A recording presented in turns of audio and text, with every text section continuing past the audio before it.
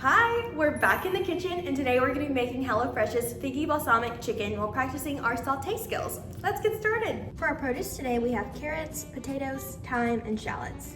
We will cut our potatoes into bite-sized pieces. I recommend using Yukon Gold potatoes. Those will be amazing for roasting. Peel and cut the carrots into 1/2 inch thick pieces on the diagonal. Our last cut is mincing our shallot. This is the last thing I promise. With our thyme, to remove the leaves pretty quickly, you can pinch the stem and with your thumb and forefinger, run your fingers down the stem to remove the leaves. Grab a baking sheet and toss your potatoes and carrots on there along with some olive oil, salt, and pepper, and then half of the thyme. If you don't have fresh herbs, don't worry. For every 3 teaspoons of fresh herbs, you can use 1 teaspoon of dried. Give this a good mix and pop it in the oven.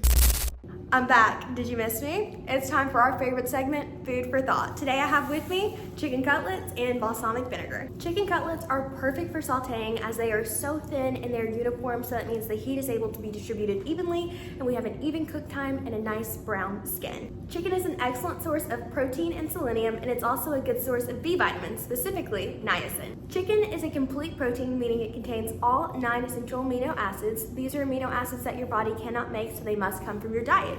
It's also important for building strong muscles, and it promotes satiety, which means it keeps you feeling full. Selenium is important for thyroid function, proper immune health, and fertility, and niacin is important for energy production and cholesterol management. Next up is balsamic vinegar. Balsamic vinegar contains polyphenols, which are plant-based antioxidants, and these help neutralize free radical damage. It's even been linked to lowering your cholesterol, and it may have anti-glycemic effects to help regulate your blood sugar. You'll notice that I'm using my pink cutting board instead of the cutting board that we use for our vegetables and produce. This is because we want to keep them separate because meat can have harmful bacteria and we don't want to cross-contaminate anything. I'm now going to pat the tops of the chicken off with paper towels. We want to make sure our meat is dry so we can promote browning, and it also helps our seasoning stick better. We'll season our chicken with salt and pepper. Make sure you season both sides. For sauteing, you want to use a flat bottom pan with sloped sides. In my pan, I have some oil. You want to use something like vegetable oil or avocado oil, something with a high smoke point, and avoid things like butter or extra virgin olive oil because they have a lower smoke point. For sauteing, you want your heat on medium high, so that is what I've put it on, and we're just gonna let the oil get hot and wait till it shimmers. To test to see if my oil is ready, I just like to pick up my pan and see if it's able to move around easily, which it is, and then I'll even take some water on my pinky finger.